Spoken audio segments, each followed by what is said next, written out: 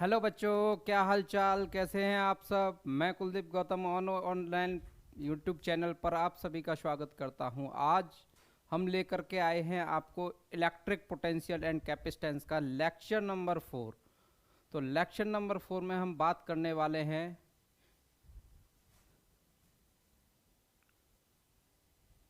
ये टॉपिक है आपका relation between electric field and potential. Electric field and electric potential, है ना।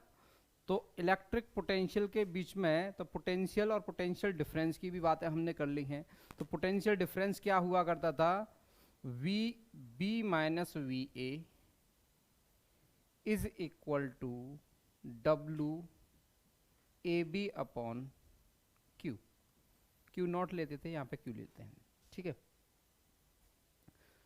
क्यू क्यों लिया है उसका भी रीजन बता देंगे। कोई चार्ज पार्टिकल है, वहाँ टेस्ट चार्ज पार्टिकल हुआ करता था, यहाँ चार्ज पार्टिकल है, ठीक है। अब करना क्या है कि जब V B minus V A निकालते हैं हम, तो ये करना होता है डब्ल्यू ए बी, है ना। तो अब इस टॉपिक को पढ़ने के लिए ये जो बात यहाँ लिखी हुई है, ये बड़ी ही इंपॉर्टेंट बात है। तो पहले इसे समझते हैं, ठीक है। तो इसमें लिखा है electric potential always decreases in direction of electric field. यानी कि इलेक्ट्रिक फील्ड अगर यूनिफॉर्म है, यूनिफॉर्म का मतलब क्या है, एक समान है। कैसा है, एक समान है, एक जैसा है हर एक पॉइंट पर। तो जब एक समान होगा, इलेक्ट्रिक फील्ड जब एक समान होगा, तो इस पॉइंट पर, इस पॉइंट पर, इस पॉइंट पर, इस पॉइंट पर, यानी कि पॉइंट ए पर, बी पर, सी पर, डी पर, डॉट डॉट डॉट, इन सभी, ये सभी क्या है, यूनिफॉर्म इलेक्ट्रिक फील्ड में है ये काम कर, ठीक है ना। तो यूनिफॉर्म इलेक्ट्रिक फील्ड है, यानी कि यहां पर भी ई, यहां पर भी ई, यहां पर भी, यहां पर भी, सभी पॉइंटों पर ई कैसा है, कांस्टेंट है। जब कांस्टेंट होगा तो मान लेते हैं इस पॉइंट से इस पॉइंट की जो डिस्टेंस है वो 1 मीटर है, फिर अगले वाले पॉइंट की 2 मीटर, फिर अगले वाले पॉइंट की 3 मीटर, फिर अगले वाले पॉइंट की 4 मीटर। और इलेक्ट्रिक फील्ड की जो डायरेक्शन है, वो डायरेक्शन हमने क्या मान ली, ये, ठीक है। तो डायरेक्शन ऑफ इलेक्ट्रिक फील्ड, तो इलेक्ट्रिक फील्ड ये चार्ज पार्टिकल है, ये इलेक्ट्रिक फील्ड प्रोड्यूस कर रहा है, लेकिन ये इलेक्ट्रिक फील्ड कैसा है, यूनिफॉर्म है, ये ध्यान रखना है। जब ये यूनिफॉर्म है तो कोई चार्ज पार्टिकल जब यहां इलेक्ट्रिक पोटेंशियल प्रोड्यूस करेगा, तो इलेक्ट्रिक पोटेंशियल इस पॉइंट पर कितना होगा, तो उसको हमने वी ए नाम दे दिया, इसको वी बी नाम दे दिया, इसको वी सी नाम दे दिया, और इसको वी डी नाम दे दिया। समझ लीजिए, बात समझ में आ रही है। V A, V B, V C, V D, clear. तो अब इस पॉइंट पर चेक करिएगा, अगर मैं आपसे कहूं V A is equal to कितना होगा, तो आपका जवाब होना चाहिए के क्यू अपॉन R1, और R1 की वैल्यू कितनी है, 1 मीटर। ठीक इसी तरीके से V B is equal to, तो के क्यू अपॉन कितना होना चाहिए, 2 होना चाहिए। V C is equal to कितना होना चाहिए, के क्यू अपॉन 3 होना चाहिए। और V D is equal to कितना होना चाहिए, के क्यू अपॉन 4 होना चाहिए। तो आपने ये देखा कि अगर ये 1 है तो ये 2 है, ये 3 है। जब डिनोमिनेटर इंक्रीज हो रहा है, यानी कि आर बढ़ रही है, तो सीधी सी बात है कि पोटेंशियल कम होगा, वी कम होगा। तो वी क्या हो रहा है, डिक्रीज हो रहा है, वी क्या हो रहा है, डिक्रीज हो रहा है। तो इसमें लिखा था electric potential always decreases in direction of electric field. Electric field की डायरेक्शन में इलेक्ट्रिक पोटेंशियल ऑलवेज डिक्रीज, यानी हमेशा कम होता है। समझ में आ गया, क्लियर है। जब इतना क्लियर है तो अब इसके बाद में इस केस के दो कंडीशन बन जाती हैं, एक तो यूनिफॉर्म के लिए जिसकी बात मैं कर रहा हूं, है ना, और एक किसके लिए, नॉन यूनिफॉर्म के लिए। अभी क्या है, जब पहला जो फर्स्ट केस है वो कहाँ है, जब कंडीशन यूनिफॉर्म हो, यानी कि हर एक पॉइंट पर इलेक्ट्रिक फील्ड कैसा होना चाहिए, कांस्टेंट होना चाहिए। जब इलेक्ट्रिक फील्ड कांस्टेंट होगा तो पोटेंशियल क्या होगा, डिक्रीज हो रहा है। इसी बात को ध्यान में रखते हुए, ये ध्यान रख लिया इस बात को, तो अब इसी बात को ध्यान में रखते हुए कुछ चीज टॉपिकों को करते हैं और फिर उन टॉपिकों के बाद में आगे की कंडीशन तैयार करेंगे, ठीक है। तो इसके लिए हमें कुछ इस चीज़ को ऐसे समझ लेना चाहिए। फर्स्ट केस जो बनाया था हमने, कौन सा बनाया था, इन यूनिफॉर्म इलेक्ट्रिक फील्ड में। तो हम कहाँ की बातें कर रहे थे, यूनिफॉर्म इलेक्ट्रिक फील्ड की बातें कर रहे थे। यूनिफॉर्म इलेक्ट्रिक फील्ड में क्या कंडीशन बनती है, अब ध्यान से समझिएगा, ठीक है। तो ऐसे केस में समझने की कोशिश करिएगा, ये यूनिफॉर्म इलेक्ट्रिक फील्ड है। क्या है, यूनिफॉर्म इलेक्ट्रिक फील्ड है। सभी पॉइंटों पर ई कैसा है, कांस्टेंट है। क्या है, कांस्टेंट है। अगर मैं आपसे बात करूं कि यहां इस यूनिफॉर्म इलेक्ट्रिक फील्ड में कोई चार्ज पार्टिकल Q, कोई charge particle Q point A से पॉइंट B तक डेल्टा R डिस्टेंस, ये वेक्टर क्वांटिटी के साथ ट्रेवल करता है इस पॉइंट से इस पॉइंट तक, A पॉइंट से B पॉइंट तक, ठीक है।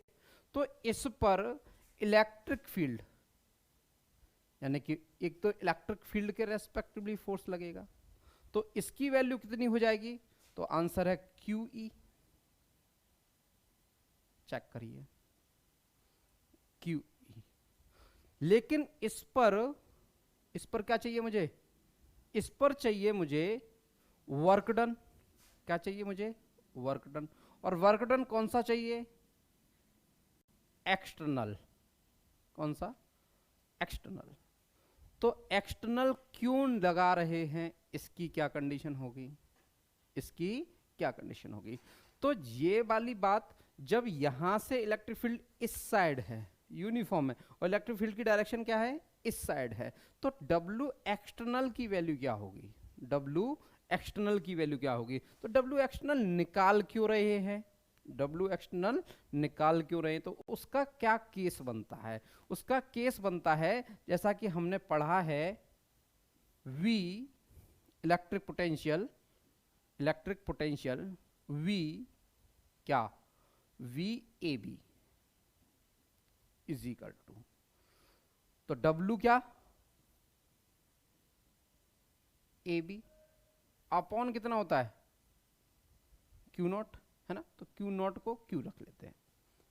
ध्यान से समझिए, मैंने VAB लिखा है। अब इस VAB को कैलकुलेट करने के लिए मुझे क्या करना पड़ेगा, ये VAB का मतलब हो जाएगा, VAB को हम डेल्टा V भी लिख सकते हैं, और इस डेल्टा V का मतलब क्या होगा, इस डेल्टा V का मतलब होगा VB माइनस VA। क्या होगा, VB माइनस VA, ठीक है। तब इस केस में जब VB माइनस VA होगा तो W कितना होगा, तो W में हमने लिखा था WAB, और WAB कब चाहिए हमें, तो आंसर है एक्सटर्नल फोर्स के साथ में है।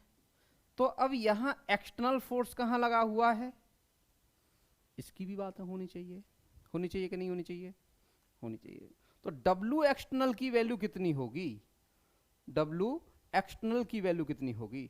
तो अब W एक्सटर्नल की जो वैल्यू है उसको हम कैसे लिखते हैं, उसको कैसे लिखते हैं, W is equal to force into displacement, force into displacement, और डिस्प्लेसमेंट कितना है, आंसर है डेल्टा आर। अब ये फोर्स की जो डायरेक्शन है वो कहां होगी, एक्सटर्नल फोर्स की, तो W एक्सटर्नल फोर्स की डायरेक्शन क्या होगी, W एक्सटर्नल फोर्स की डायरेक्शन कहाँ होगी, इसके टूवर्ड अपोजिट डायरेक्शन में। और जब इस वाली वैल्यू को इसके इक्वल का यूज करना है तो क्या होगा, ये डायरेक्शन के रेस्पेक्टिव डायरेक्शन की वजह से ये किसका हो जाएगा, माइनस का हो जाएगा। यानी कि मैं क्या लिख सकता हूं यहां पर, मैं लिख सकता हूं W एक्सटर्नल की वैल्यू, तो F external into D R यानी डेल्टा आर, और F एक्सटर्नल की वैल्यू कितनी हो जाएगी, F external is equal to, लिख देते हैं F external is equal to क्या होगा, माइनस का Q इंटू ई।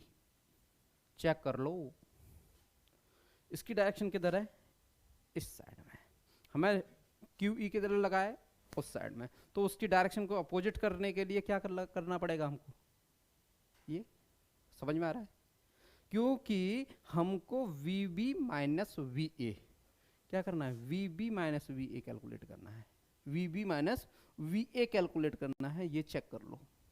तो इसकी वैल्यू रखूंगा कितना, माइनस का Q E into delta R. तो ये दोनों ही कैसी क्वांटिटी होंगी, वेक्टर क्वांटिटी होंगी, है ना। और अपॉन में इसके कितना था, क्यू, तो इसके भी अपॉन में क्या होगा, क्यू। चेक कर लो भाई, ठीक है।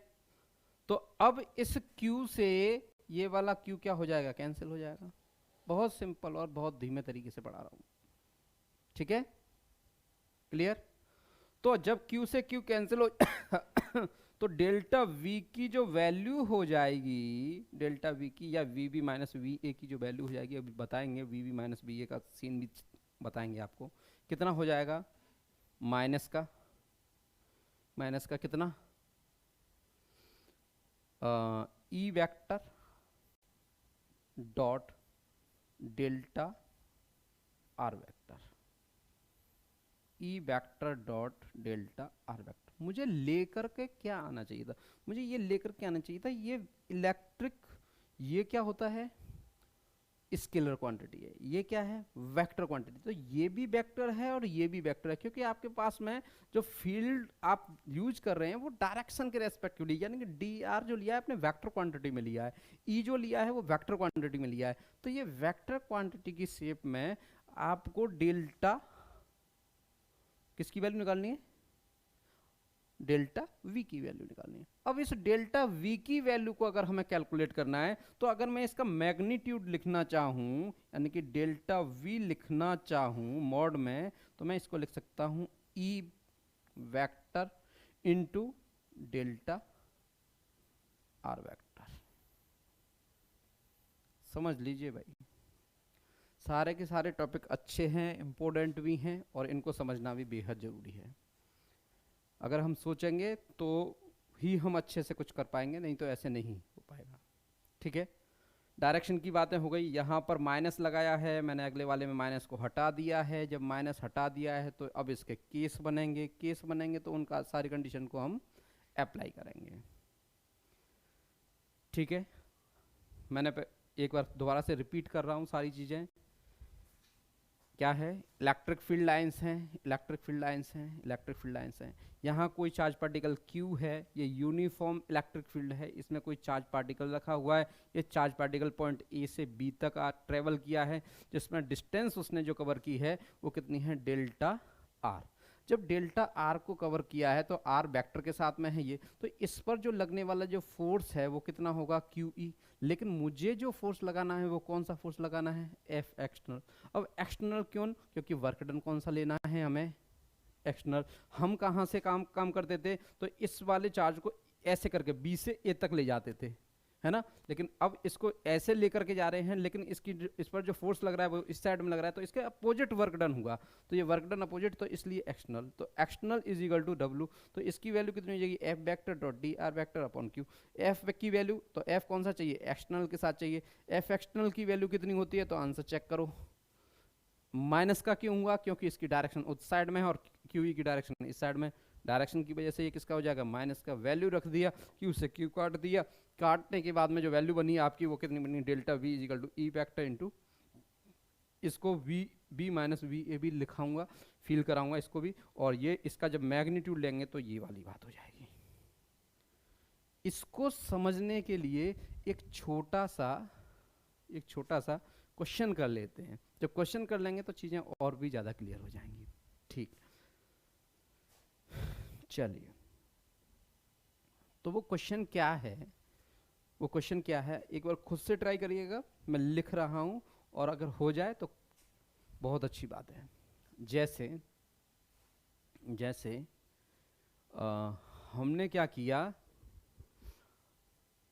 हमने एक प्लेट ली, क्या ली हमने, एक प्लेट ली है ना, और एक प्लेट ये ली, ठीक है।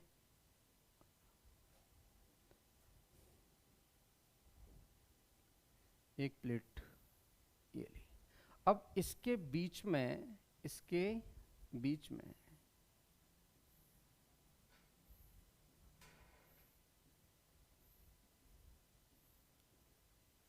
हमने जैसे इसको पॉजिटिव चार्ज देंगे, क्या देंगे, इसको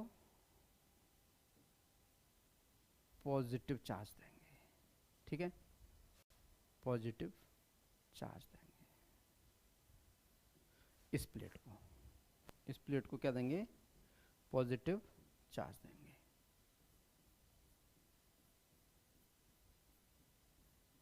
है ना। तो इस वाले पॉइंट पर, इस वाली प्लेट पर कैसा चार्ज आ जाएगा, opposite, negative negative negative negative. अब मान लेते हैं इस प्लेट को हमने 30 वोल्ट का चार्ज दिया, कितने वोल्ट का, 30 वोल्ट पर पोटेंशियल, है ना। इसका वोल्टेज कितना रख दिया हमने, 30 वोल्ट। इस प्लेट का नाम दे देते हैं हम ए, और इस प्लेट का नाम दे देते हैं हम बी, ठीक है,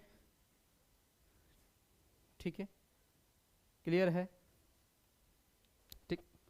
अब यहां जो इलेक्ट्रिक फील्ड लगाया हुआ है, मान लेते हैं वो इलेक्ट्रिक फील्ड 6 न्यूटन पर कूलाम का है, कितने का है, 6 न्यूटन पर कूलाम का है, ठीक है। और इन दोनों के बीच की जो डिस्टेंस है वो मान लेते हैं हम 5 मीटर है, कितनी है, 5 मीटर है, ठीक है, ठीक है। तो अब यहां पर इस सेकंड प्लेट पर, यानी कि VA इजिकल टू हमको दे रखा है कितना, 30 वोल्ट। अब हमसे पूछा जाए कि VB कितना होगा, एक क्वेश्चन तो ये बन गया। अगर मेरे को E दे रखा है और D दे रखा है, और मुझको पूछा जाए डेल्टा V क्या होगा, तो दूसरा क्वेश्चन ये बन गया। अभी मैंने delta BB minus VA check कर लो, देखो यहां पर VB माइनस VA की भी बात की थी और डेल्टा V की भी बात की थी, दोनों ही केस किए हैं और दोनों केस के लिए क्वेश्चन को तैयार कर लिया। समझ में आया। ये क्या है, E, ये कितना है, E की वैल्यू, और ये वैल्यू किसकी है, दोनों के बीच की डिस्टेंस, यानी कि इसको हम डेल्टा R बोल सकते हैं, ठीक है, दोनों के बीच का डिस्टेंस। अब डेल्टा V निकालना है, तो आप डेल्टा V मैग्नीट्यूड के साथ में डेल्टा V का मैग्नीट्यूड निकाल लेते, तो क्या करेंगे आप, E vector dot dr vector, तो E की भी डायरेक्शन कौन सी है, ये, तो E की डायरेक्शन ये, तो इसकी वैल्यू कितनी है, 6 इंटू dr की वैल्यू कितनी है, 5 मीटर, है ना, इंटू कॉस, दोनों के बीच में थीटा इजिकल टू कितना बनेगा, थीटा इजिकल टू 0 डिग्री। तो इसकी वैल्यू यानी कि डेल्टा V इजिकल टू कितना आ गया, 5 इंटू 6, 30 वोल्ट।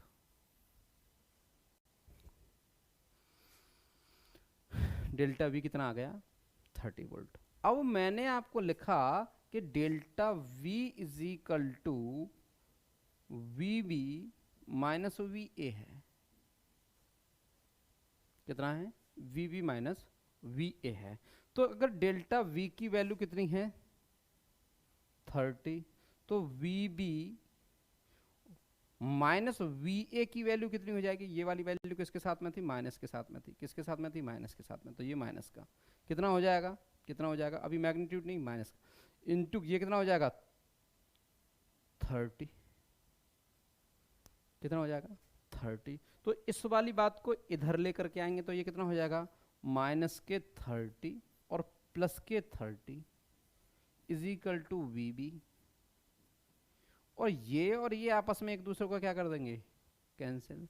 तो क्वेश्चन बनता है कि वी भी इज इक्वल टू कितना होगा 0। तो अगर इसी में ऑप्शन होते, हमसे पूछा जाता कि V B is equal to first क्या दिया जाए कितना 30 वोल्ट, दूसरा क्या दिया जाए फर्स्ट में, सेकंड में कर दिया जाए 0 वोल्ट, थर्ड में कर दिया जाए माइनस के 30 वोल्ट, और फोर्थ में कर दिया जाए कितना 10 वोल्ट। अब जवाब क्या देंगे, तो अब यहां से इस पर कोई भी पोटेंशियल नहीं होगा, तो ऑप्शन आपका कौन सा सही रहेगा 0। ये फील था इसका, ठीक है। तो आपने क्या सीख लिया, आपने सीखा कि ये ए प्लेट है, ये बी प्लेट है, और इन दोनों के बीच में अगर हमको डेल्टा वी निकालना है तो इस डेल्टा वी की वैल्यू कितनी होगी, ये क्या है दोनों के बीच का पोटेंशियल डिफरेंस, ठीक है, यूनिफॉर्म में। और सेकंड केस में देखा कि अगर हमसे एक प्लेट का पोटेंशियल पूछा जाए, एक का अगर हमें गिवन है दूसरे का पूछ लिया जाए तो उसकी वैल्यू कितनी होगी, तो वीबी की वैल्यू कितनी होगी, तो वीबी की वैल्यू कितनी होगी, तो पोटेंशियल कितना हो जाएगा, समझ में आ गया, क्लियर। ये कोई इलेक्ट्रिक फील्ड है, यूनिफॉर्म इलेक्ट्रिक फील्ड है, और यहां पर ये मैंने कोई स्क्वायर ले लिया, मान लो क्या ले लिया स्क्वायर, और इसकी हर एक भुजा को मान लिया मैंने 2 मीटर, कितना मान लिया 2 मीटर, 2 मीटर, 2 मीटर, और इस पॉइंट का नाम ए, इसका नाम बी, इसका नाम सी, इसका नाम डी ले लिया। ये E is equal to simple value बनाने के लिए 10 मीटर पर सेकंड लिख सकते हैं, सॉरी 10 न्यूटन पर कूलाम, मीटर पर सेकंड नहीं होता, न्यूटन पर कूलाम का इलेक्ट्रिक फील्ड ले लिया, ठीक है। अब खुद से ट्राई करिए, तो इसमें हम क्या क्या निकाल सकते हैं, तो अगर हमसे पूछा जाए कि V A minus V B निकालो, V A minus V C निकालो, V B minus V C निकालो, V A minus V D निकालो, है ना, V C minus V D निकालो, है ना, V D minus V A निकालो। ये सारे क्वेश्चन बन सकते हैं इसमें, और इसमें से कभी कभी ये भी पूछ लिया जाता है कौन सी वैल्यू सबसे ज़्यादा होगी, कौन सी वैल्यू सबसे ज़्यादा होगी, ये कंडीशन भी बनती है। तो इसको समझने के लिए, इसको करने के लिए क्या करना पड़ेगा भाई हमको, जैसे V A minus V B है, अगर खुद से ट्राई करना चाहते हो तो वीडियो को पॉज करो और खुद से निकालिए वैल्यू को, ठीक है। अगर आप खुद से ट्राई करना चाहते हैं तो खुद से निकालिएगा क्वेश्चंस को, ठीक है। तो इसे कैसे करते हैं, V A minus V B कैसे निकालेंगे, तो V A minus V B क्या हो जाएगा, ध्यान से देखें, V A minus V B is equal to, लिख रहा हूं मैं, तो इलेक्ट्रिक फील्ड की डायरेक्शन और आर की डायरेक्शन क्या है, ये है ना, तो ये कितना हो जाएगा माइनस का ई, माइनस का कितना होता है 10 इंटू 2 और कॉस 0, तो कॉस 0 की वजह से माइनस के 10 इंटू 2 मिलकर के 20 वोल्ट, ठीक है, पोटेंशियल डिफरेंस हो गया। अब कितना V B minus V C, V A minus V C is equal to, देखते हैं कितना हो जाएगा, तो V A minus V C is equal to ये वाली कंडीशन बनेगी, है ना, तो ये वाला एंगल कितना बनेगा 45 डिग्री का, तो लगा दीजिए 45 डिग्री। कितना हो जाएगा, माइनस के 10 इंटू 2 इंटू कॉस 45, कितना हो जाएगा माइनस के 10 इंटू 2 और कॉस 45 का 1 अपॉन कॉस 45 का कितना हो जाएगा 1 अपॉन √2। तो ये वाली वैल्यू कितनी हो जाएगी, माइनस के 10 अपॉन 10 √2, 10 √2 और 10 √2 की वैल्यू से 10 इंटू 1.414, तो वैल्यू कितनी हो जाएगी आपकी, दोनों का मल्टीप्लाई करेंगे अगर आप, तो ये वैल्यू कितनी हो जाएगी 10 इंटू 2, तो ये 14.14 क्या वोल्ट। ठीक है, क्लियर। अभी ऐसे ही आप क्या चेक कर सकते हैं, इसमें VV माइनस VC कैलकुलेट कर सकते हैं। तो VV माइनस VC की वैल्यू कितनी हो जाएगी, VV माइनस VC, तो इसमें R की वैल्यू कितनी है, परपेंडिकुलर E की वैल्यू क्या है इस साइड में, तो दोनों के बीच में कॉस कितना बनेगा 180 बनेगा, तो ये कितना हो जाएगा कॉस 180 की वजह से 0। अब D से C VCD C minus VC minus VD, तो ये कितना बन जाएगा, तो ये बन जाएगा माइनस माइनस प्लस का कितना 20, क्योंकि डायरेक्शन क्या है अपोजिट है। ठीक है, अभी आपसे क्या पूछा जाए, VD माइनस VA पूछ लिया जाए, VD माइनस VA पूछ लिया जाए, या तो इस तरीके से आप और भी केस बना सकते हैं। ठीक है, तो खुद से बनाइए, खुद से ट्राई कीजिए, बहुत सारे क्वेश्चंस बन सकते हैं। ठीक है, अब केस सेकंड चलता है। केस सेकंड के लिए हम काम करने वाले हैं, तो उस केस सेकंड में हमने क्या पढ़ना है, in non uniform electric field. कब बात करने वाले हैं हम, नॉन यूनिफॉर्म के लिए। किसके लिए काम करने वाले हैं, नॉन यूनिफॉर्म के लिए। तो नॉन यूनिफॉर्म में क्या काम करने वाले हैं, इसे भी समझ लीजिए कि अब क्या है, इलेक्ट्रिक फील्ड नॉन यूनिफॉर्म है। नॉन यूनिफॉर्म को ये ऐसे, ये ऐसे, ऐसे, यानी कि इलेक्ट्रिक फील्ड क्या है, चेंज हो रहा है। क्या हो रहा है, चेंज हो रहा है। ठीक है, और कोई चार्ज पार्टिकल इस A पॉइंट से इस B पॉइंट पर मूव कर रहा है, पहुंच रहा है ना। क्या हो रहा है, इस पॉइंट से A से B पर मूव कर रहा है, E E E E E।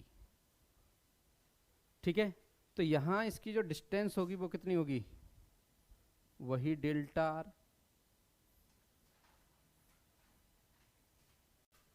कितनी होगी, डेल्टा आर, है ना। तो ये डेल्टा आर होगा, या आर लिख दें हम, डेल्टा न लगाए हैं,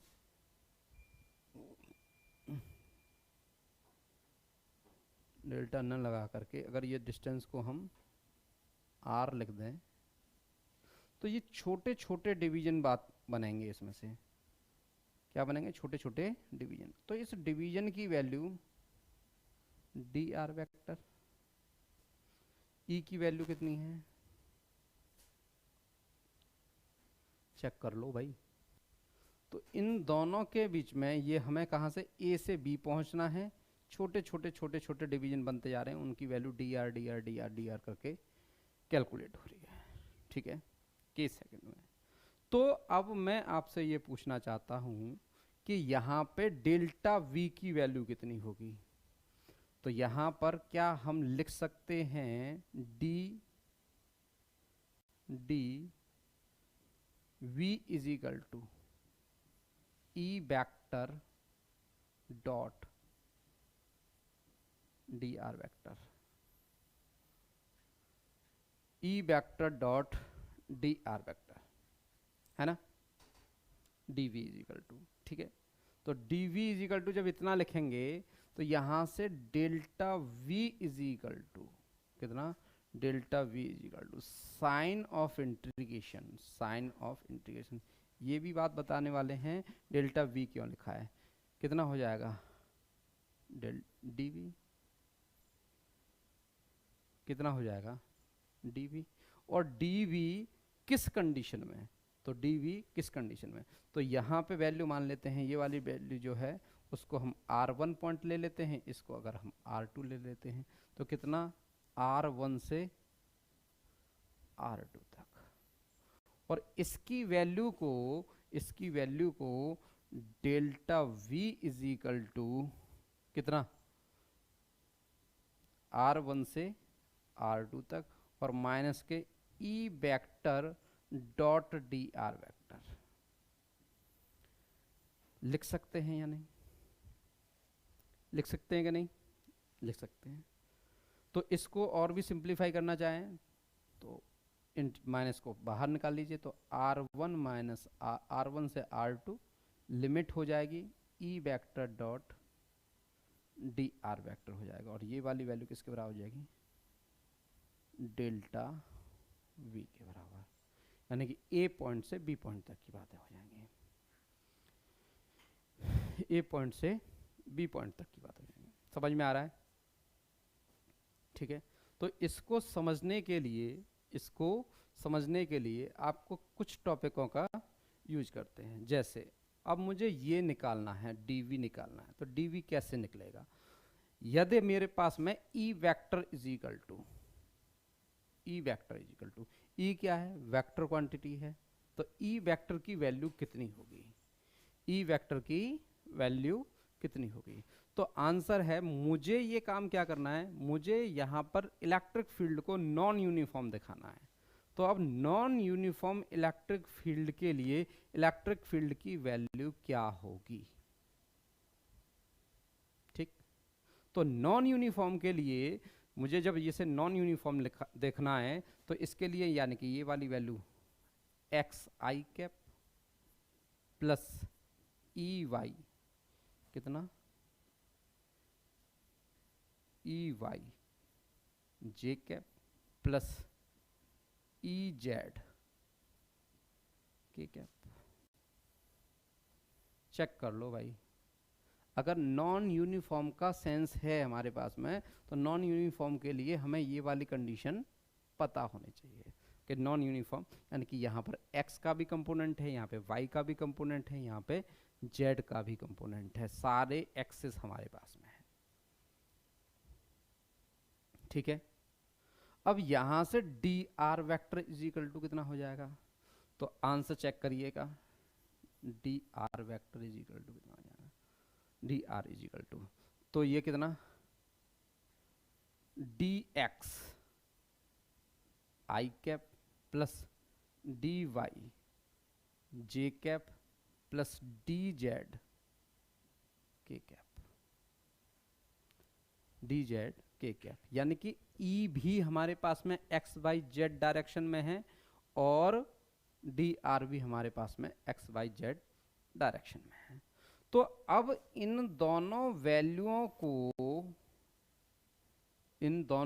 को अगर मैं dv के साथ में रखूंगा, किसके साथ में रखूंगा, dv के साथ में रखूंगा, तो dv इज इक्वल टू कितना आने वाला है, ठीक है। तो मैं इस वाली वैल्यू को मल्टीप्लाई में करूंगा तो वैल्यू बड़ी हो जाएगी, इसके लिए एक नेक्स्ट पेज पे चलते हैं। तो मैंने लिखा था आपको, मैंने अभी आपको लिखा था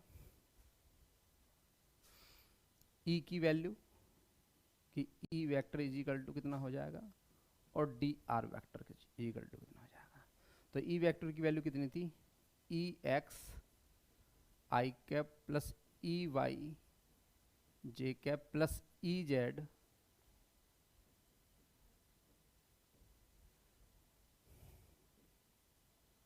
plus E Y J cap plus E Z K cap. हाँ, एक बात और, क्या मैं खुद समझना इस वाली वैल्यू में थोड़ा सा रह गया था, क्या मैं इसको D V upon D R vector लिख सकता हूं, क्या ये लिख सकता हूं, अगर लिख सकता हूं तो आप गलत हैं। ध्यान से समझ लीजिएगा, अगर हम इसे ये लिख सकते हैं तो ये गलत है, अगर ये गलत है तो सही क्या होगा? क्यों? क्योंकि ये वाली वैल्यू ये नहीं लिखी जा सकती। क्यों नहीं लिखी जा सकती? क्योंकि यहां पर डॉट प्रोडक्ट है ना, तो ये फंक्शन अलग है और ये फंक्शन अलग है। जब इन दोनों के बीच में वैल्यू रखेंगे, जब एंगल लगाएंगे, तो एंगल लगाने के बाद में जो वैल्यू निकल के आएगी, जो वैल्यू निकल करके आएगी उसको हम लिख सकते हैं, लेकिन ये वाली वैल्यू नहीं, डी नहीं लगेगा, यानी कि D V upon D R नहीं लगेगा। ठीक है, तो अगर मैथमेटिकल ऐसी कोई गलती करते हैं तो ये भी ध्यान रखें, ऐसा काम नहीं होना चाहिए। ठीक है, मैंने पहले से क्रॉस कर दे रहा हूँ इस पे, है ना। चलिए अब अपने बात पे आते हैं। तो डी आर इजिकल टू, तो D R is equal to check कर लिए कितना लिखा है हमने, डी आर इजिकल टू ये लिखा है। तो डी आर इजिकल टू कितना है, इस वाली वैल्यू को यहाँ ले लो, D X I cap plus D Y J cap plus D Z K cap. समझ में आ गया? चलिए, तो अब इन दोनों के पास में क्या करना है मुझे, v इज इक्वल टू निकालना है। क्या निकालना है, क्या निकालना था मुझे यहाँ पे, किसकी वैल्यू निकालनी है, dv की वैल्यू निकालनी है। तो dv इज इक्वल टू, यानी कि dv इज इक्वल टू कितना हो जाएगा, तो इन दोनों की वैल्यू रख दें, तो इस वैल्यू को यहाँ से रखते हैं, dv इज इक्वल टू कितना, माइनस के ब्रैकेट में, है ना, ब्रैकेट में ई एक्स कितना, ई एक्स आई कैप प्लस ये वाली वैल्यू कितनी, ई Y J cap plus E Z K cap. Dot product किसके साथ में करना है, D X I cap plus D Y J cap plus D Z K cap. ठीक है, जब इसका मल्टीप्लाई इससे करेंगे, डॉट प्रोडक्ट कर रहे हैं, ध्यान रखें डॉट प्रोडक्ट में क्या होता है, D V equal to X का एक्स से, वाई का एक्स का एक्स से, जे का जे से और के का के से, है ना। तो आई डॉट आई, तो ये वाली वैल्यू कितनी हो जाएगी, माइनस के D X E X into D X, I dot I equal to कितना होता है, 1 होता है। तो ये कॉमन ले लेते हैं, इसको कितना लिखेंगे, E Y D Y plus इसको कितना लिखेंगे, E Z D Z, E Z D Z. Check कर लो, लिख सकते हैं या नहीं, ठीक है, खुद से ट्राई कीजिए और देखिएगा लिख सकते हैं आप या नहीं। अब मुझे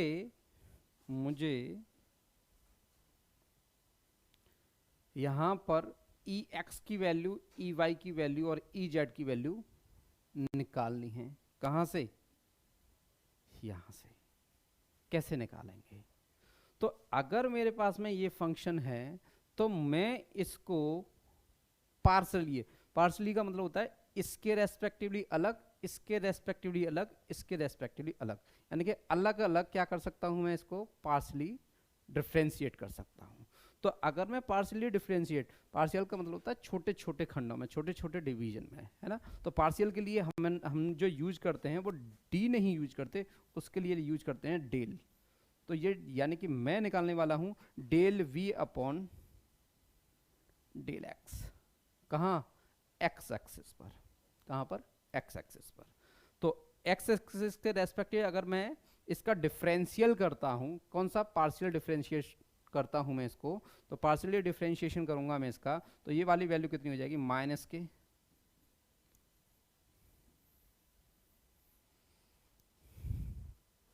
del X upon del X, cancel, तो ये वाली वैल्यू कितनी होगी, इतनी।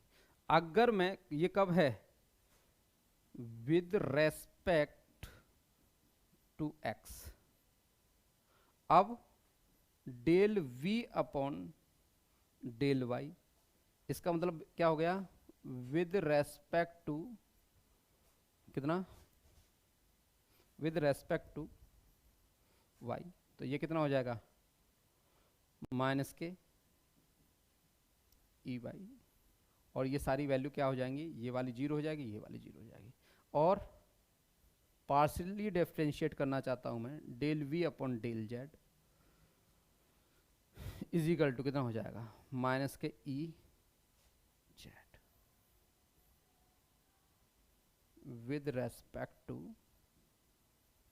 जेड। इसको एक बार x के रेस्पेक्टिव, एक बार y के रेस्पेक्टिव, एक बार z के रेस्पेक्टिव पार्शियली डिफरेंशिएट कर दिया है ना। तो ये वाली वैल्यू आपकी ई एक्स की वैल्यू, ई वाई की वैल्यू और ई जेड की वैल्यू। तो इस टॉपिक में देखिएगा, इस टॉपिक में देखिएगा कि ई वेक्टर की वैल्यू कितनी होने वाली है ना। तो मैंने अभी आपको बोला था ना कि ये नहीं लिख सकते, लेकिन इसको ये लिख सकते हैं। जो मैंने अभी बोला कि ये नहीं लिख सकते, क्या लिख सकते हैं, ये लिख सकते हैं, ठीक है ना। पार्शियली डिफरेंशिएट फंक्शन में हम इसे ये लिख सकते हैं। जब इतना लिख सकते हैं तो ई की वैल्यू यानी कि E vector is equal to कितना आएगा, E vector is equal to कितना आएगा, तो E vector is equal to आ गया माइनस माइनस, सभी में से कॉमन है ना। और ई एक्स की वैल्यू है del V upon del X into I cap, plus plus दूसरा वाला, तो वो भी किसका है माइनस का, तो माइनस ही टोटल में से सब में से क्या ले लेते हैं, कॉमन ले लेते हैं। तो ये कितना हो जाएगा del V upon del Y plus, sorry यहाँ पर जे कैप, और क्या लग जाएगा यहाँ पर J cap, plus del V upon del Z into K cap. अच्छा टॉपिक था, इसलिए धीमे धीमे आपको सॉल्व कराए हैं सारी वैल्यू। उम्मीद करता हूँ सारी चीज़ें आ गई होंगी समझ में। अच्छे टॉपिक हैं, खुद से एक दो बार खुद से ट्राई कीजिएगा, खुद से लिख लिख करके ट्राई कीजिएगा। जब आप लिखते हैं ना तो आप किसी को भी बोलते हैं तू मुझसे ये लिख के ले ले, है ना, ये बोलते हैं ना लिख के ले ले, तो आपको पता है, आप 100% जानते हैं कि आपको बोलने से ज़्यादा लिखने पर कॉन्फिडेंट होते हैं आप। तो लिखी हुई बातों को ज़्यादा से ज़्यादा हम तवज्जो देते हैं, और अगर हम ये कहें कि किसी ने ओरल बोल दिया तो उस बात का कोई मतलब नहीं होता। तो इसलिए आप लिख करके काम किया करें, ओरल बातें ना किया करें। अगर जैसे समझ लिया, आप स्क्रीनशॉट ले लिया, रख लिया, फिर उसको पढ़ा नहीं, तो कुछ समय बाद आप उसे भूल जाएंगे, और जब भूलेंगे तो फिर आप उसे कभी नहीं कर पाएंगे, ठीक है। तो इसलिए आप जो भी पढ़ते हैं उसको नोट करिए, नोट डाउन करिए और खुद से तैयार कीजिए, ठीक है। मैं क्योंकि अभी तो बहुत सारी चीज़ें हैं जो आपको कहीं ना कहीं से बहुत सारी चीज़ें, नोट्स, ये वो सारी चीज़ें मिल जाती हैं, है ना। तो इन पे ज़्यादा फोकस नहीं, पढ़ने पे फोकस करिए, और ये चीज़ें खुद से ट्राई कीजिए, खुद से लिखिए। जब आप एक दो बार लिखेंगे चीज़ों को तो थोड़ा धीमे धीमे आपको चीज़ें आने लग जाएंगी, ठीक है। तो ये वाली वैल्यू किसकी हो गई, ई वैल्यू, ई की वैल्यू हो गई। अब ई की वैल्यू जब ये इतना आ गया और वी ई की वैल्यू को रख दिया हमने, तो अब हम इस पर एक क्वेश्चन ले लेते हैं। तो वो क्वेश्चन क्या है हमारे पास में, जैसे मान लेते हैं हमारे पास में v is equal to X square plus 2xy plus Y Z square, Y Z का स्क्वायर। ये कोई फंक्शन, ये कोई पोटेंशियल है, इतने वोल्ट, ये क्या है, देखिए v का फंक्शन है। अब मैं आपसे अगर ये कहूं कि इसका ओरिजिन दे देता हूं मैं आपको, जैसे 0,0,0, एक तो ओरिजिन मैंने दे दिया आपको 0,0,0, और दूसरा ओरिजिन दे दिया मैंने आपको, इसको चेंज कर लेते हैं, जैसे 0,0,0 को नहीं कर सकते, 0,1,2 कर देते हैं। ये तो कुछ भी हो सकती है ना, आर की वैल्यू है, ठीक है ना।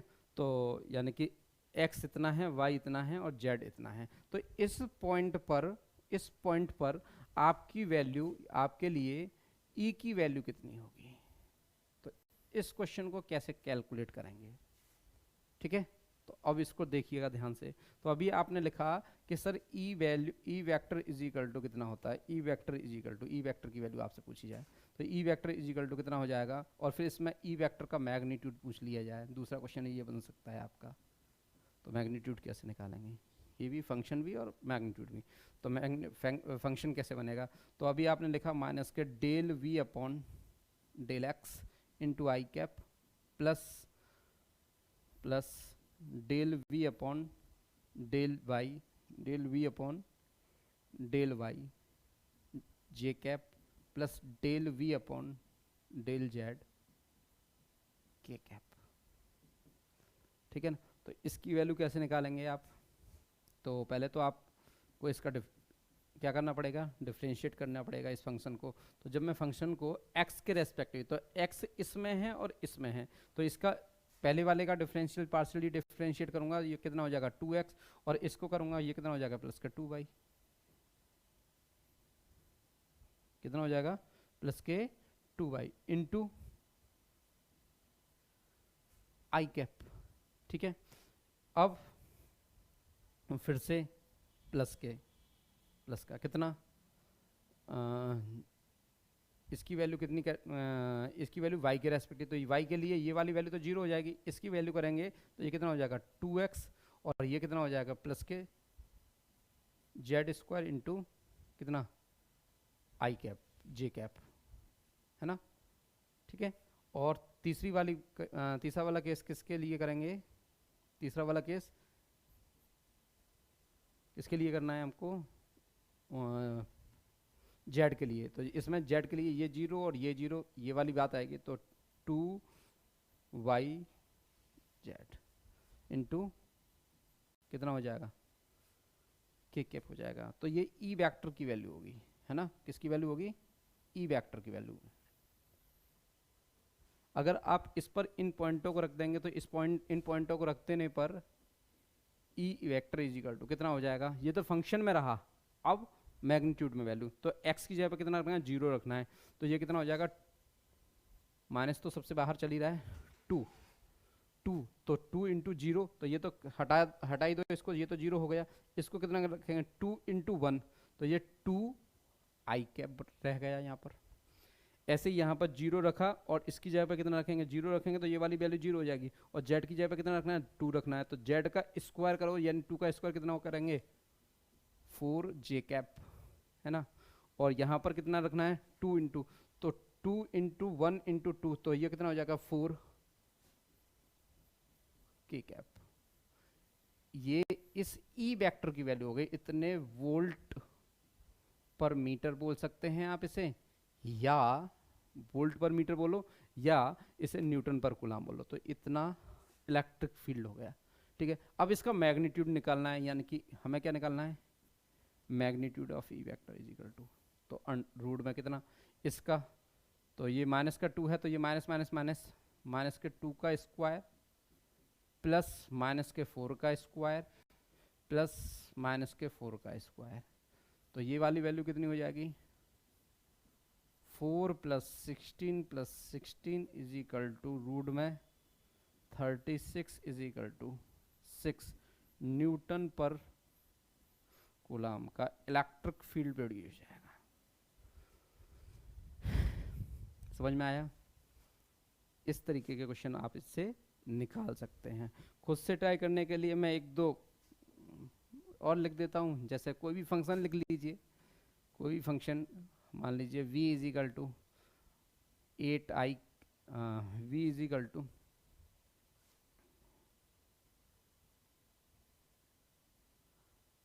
कितना लिख देते हैं, चलो ऐसे लिख देते हैं,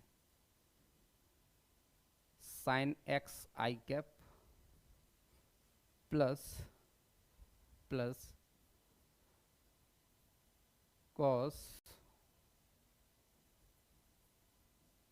कॉस वाई, अरे थोड़ा चेंज कर लेते हैं इसको,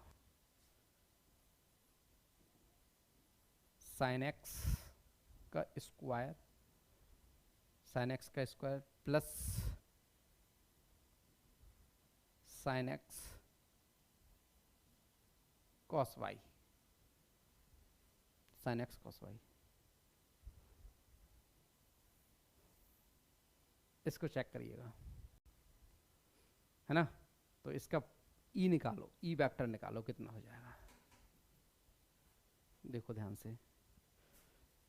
ई vector is equal to del over del V upon del X into I cap plus del V upon del Y J cap, और हमारे पास में के नहीं है। देखिएगा गजब का क्वेश्चन है, सिर्फ क्वेश्चन सोचो समझो और निकाल डालो, देखो क्या आने वाला है।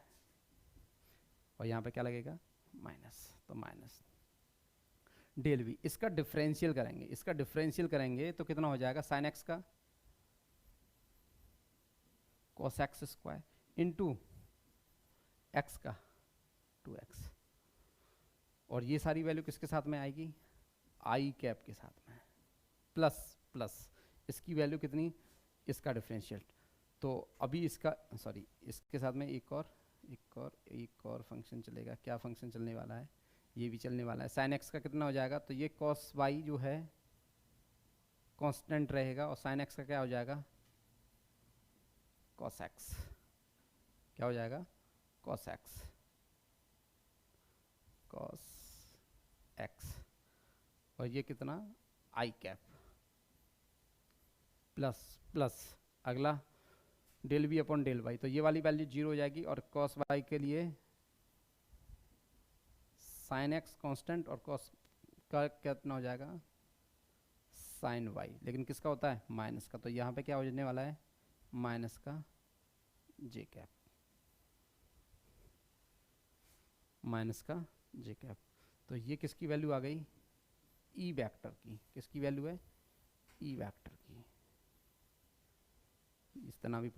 इतना भी इलेक्ट्रिक फील्ड हो सकता है क्या है ये, मैथमेटिकली क्वेश्चन बन गया है ये, ठीक है। तो इसमें भी आप क्या निकाल सकते हैं, ई निकाल सकते हैं। तो ऐसी ही वीडियो को देखने के लिए ऑनो स्टडी पर आप सभी का स्वागत करते हैं, और आगे भी आपके लिए ये सारी चीज़ें इसी तरीके से कंटिन्यू करते रहेंगे। और अगला टॉपिक बहुत गजब का होने वाला है, इक्वेटोरियल तो मैंने करा ही दिया आपको। अगला टॉपिक बहुत गजब के और कंसेप्ट के साथ में आने वाला है, और उसके लिए जो एक्सियल पॉइंट और इक्वेटोरियल पॉइंट पर मैंने जो इक्यू सरफेस लिया था, इक्यू पोटेंशियल सरफेस जो लिया था, उस पर बात करने वाला हूं। और उस टॉपिक के साथ में फिर से आपसे मिलते हैं, और वहीं पर आपको उससे कुछ पहले मैं आपको अच्छे टॉपिक, जैसे किसी भी कंडक्टर के लिए पोटेंशियल कितना होता है, नॉन कंडक्टर के लिए कितना होता है, अगर वो स्फेरिकल है तो कितना होगा, और अगर स्फेरिकल है तो उसके अलग अलग पॉइंट पर कितनी कितनी बातें होंगी, कितने कितने पोटेंशियल होंगे, उनके लिए वीडियो लेकर के आने वाला हूँ। उसके बाद में आपका ये 1 बाय 1 सारे टॉपिक होते रहेंगे, और आप वीडियो को अच्छे से लोगों के साथ शेयर कीजिए, अच्छे से पढ़िए और मेहनत कीजिए।